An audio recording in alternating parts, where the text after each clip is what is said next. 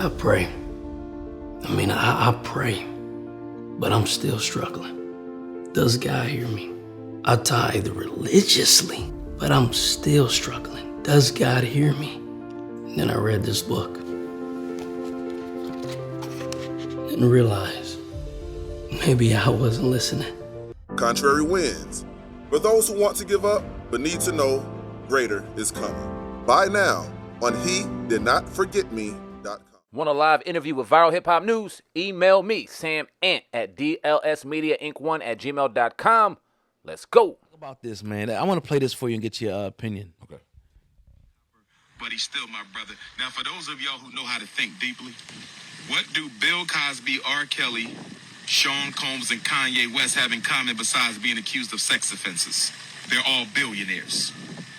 They're all billionaires. They are taking down all black male billionaires. There is an all-right frontal assault on black men with wealth. And not only black men with wealth, but black men who stand up to the white power structure. Black men who stand up to the white. Bill Cosby tried to buy a major network.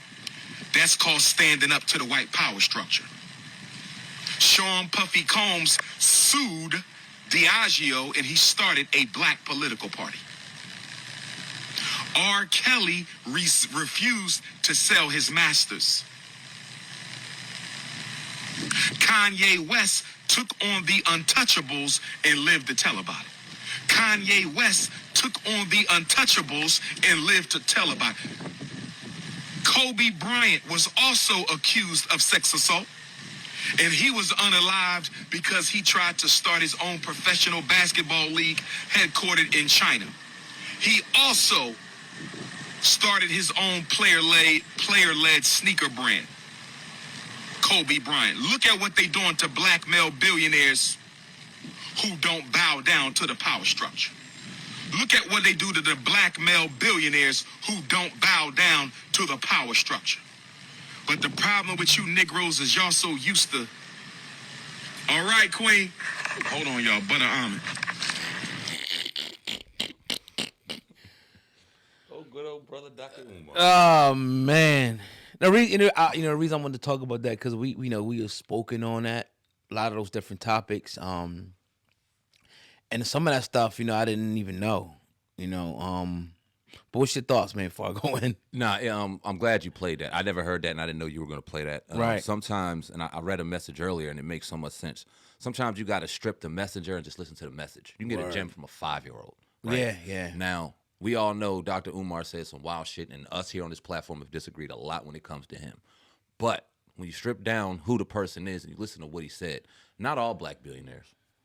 Those who are outspoken against the power structure, it seems like coincidentally enough, something happens to them where their character is in question, their character is destroyed, and their wealth is taken away from them. Mm-hmm. And the easiest way to go about that is sexual assault, sexual abuse. Why? Because it tugs on the emotional cords of women, men, and everybody. That's an emotional tugger. It gets you. I was talking to my wife earlier about Diddy, and she's fighting up and down. Did you see this woman that said this, a woman that said that? Right. It's emotional. It's just so emotional, and it's hard to strip that. So it's an easy play. It's an easy tool, and coincidentally enough, it seems as though when we see a black person, a black man in particular, when we see them speak out against a power structure, something behind that happens to where media drives this controversy to where some of that gets taken away. We don't know if Diddy did everything he said he did. We don't know if Kobe Bryant's death was, in fact, something that happened because of what he said. But when you look at the situation, you look at the names that he mentioned, you do have to ask the question, damn, would they still have these billions? Would they still have their fame, their notoriety, the lifestyle that they lived if they were quiet? It's an interesting conversation. And you see, they even like some people now they're setting a pretext for like Chris Brown, and they're already kind of setting it up for later on, and people are starting to throw Jay-Z and things out there. So look, I feel like, and here's what you got to look at too. This country, like if you look at just the black wealth in this country, why hasn't it risen? It'll show you one thing, that this country is opposed to black wealth. Like they're not really into, building up. Now you can get rich, but it's not really supported by this power structure like that. And if you do get there, it has to be in a controlled way where they have their tentacles and they can control you, and you can't say that. You got to be a certain type of a person. You can't be an outspoken person. You can't be somebody about your people. You can't be trying to do something independent of one of those companies because we're going to take you down. That's what history has showed us, man. I mean, it ain't that many black billionaires. No. But the ones that are, like he said, the ones that are outspoken, the ones that try to, like, I forgot about Puffy with the political party. I forgot about the Kobe thing and Kanye, what he was doing and things like that. Bill Cosby. You know how big it is? And then, even Diddy had a network. Remember Revolt? Yep. It's gone now. That was one of the first things he sold. So it's like, you can't just sit up here and be like, nah, man. Sometimes you got to put 2 and 2 together and say, all right, 2 and 2 is 4. Something's really going on. And, I think it goes so deep that people can't even comprehend sometimes because we just want to sit on this surface level of like, nah, these guys are scumbag. Why are they accusing him of this? All these people are accusing him in this. That shit could all be manufactured for all I'm concerned. We seen the one lady who came out that was lying. Yep. Right? Yep. So what if they all lying? What if 80%? What if 90% of them are lying? What if this is manufactured? So again, I just think that we have to just be careful. And I'm glad that we take our platform and the millions of people that we reach monthly, and we're careful with our message. We're meticulous with our message. We don't just jump out the window and make Diddy videos. Because we can easily put videos that Diddy doing.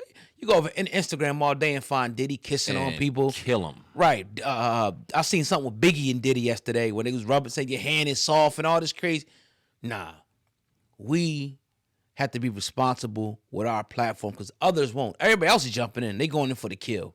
Any other platform you could name, not us. But yeah, Dr. Umar is right. He's 100% right. And it's just sad to see. You know what else is interesting, though? Yeah. We talked to Andrew Wyatt a couple weeks ago. Yeah. And he brought up something very interesting when Dr. Cosby was going through what he went through. See, a lot of these billionaires, it's not liquid. It's an asset. Good point. It's an asset. Good point. So when they go to try to fight a case or they try to go do this, a lot of them assets start being depreciated that aren't supposed to be depreciated, like paintings, like artwork, like all these different things that are supposed to appreciate what value are starting to depreciate once they find themselves in a situation. So y'all don't think it's a fucking fix? Yeah. So okay, I get hit with this, right? Okay, I get hit with this. That's terrible. But now y'all don't even allow me to use my wealth to fight it. Yeah. Y'all devalue that. Yeah. Y'all are trying to take me down, and this has happened in many situations. That's why Diddy's not out. He tried to put up his house. They devalued that shit. Yeah. They devalued it. But let somebody buy it and go try to resell it. They're going to make a hit off of it. Right. So just kind of, when you said the shit runs deep, let's try to strip our emotions for 1 second. For 1 second. And I mean that if he's guilty. If he's guilty, then we ain't going to be emotional. Fuck him. He's guilty. It is what it is.